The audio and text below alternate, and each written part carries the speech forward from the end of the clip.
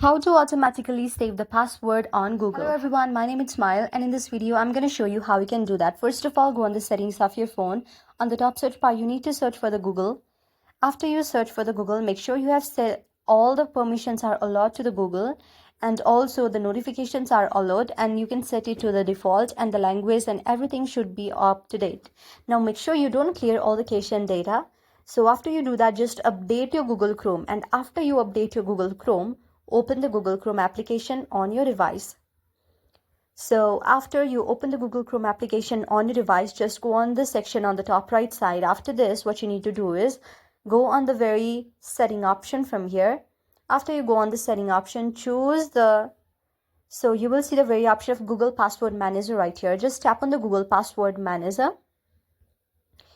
After you tap for the Google Password Manager, you will see all the options right here. So all the passwords are automatically saved here when you update your Google account to the latest version. So after updating it, if it is all saved, then just set it up and dismiss it and turn the password manager on for that.